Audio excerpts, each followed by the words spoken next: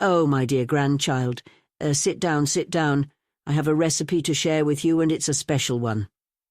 Now, this recipe has been passed down through generations, and it comes from a time when life was a bit tougher. So, let me tell you how to make Grandma's Survivor's Trout Delight. Now, first things first, you'll need a fresh trout. But not just any trout, my child. We need a trout that has seen a thing or two, like those resilient trout from Latvia. Yes, even the fish know about hardships and tough times. Next, you'll need 2 potatoes. Ah, potatoes, the precious gems of the kitchen. In those days, my dear, potatoes were a valuable commodity. We cherished each one as if it were gold. So, peel those potatoes carefully, knowing that each peel represents strength and endurance.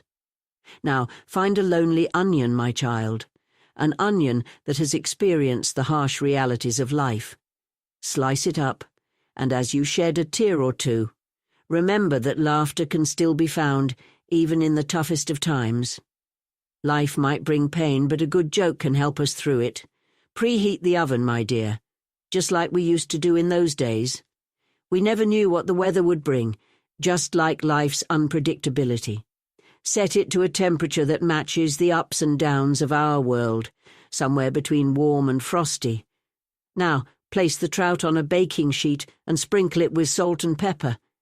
Life can be salty, my child, but remember, we can always find ways to savor its flavors. Surround the trout with those thin potato slices, just like we used to stretch meals to feed the whole family. We knew how to make every little thing count. Oh, and don't forget the lemon. Squeeze its juice over the trout, adding a touch of zest to remind us that life can be tangy and full of surprises. Even when things get sour, we find ways to keep going. Lastly, sprinkle some fresh dill over the dish. Ah, dill, the herb that brings a bit of brightness to even the darkest days. As its aroma fills the air, let it lift your spirits and bring a smile to your face.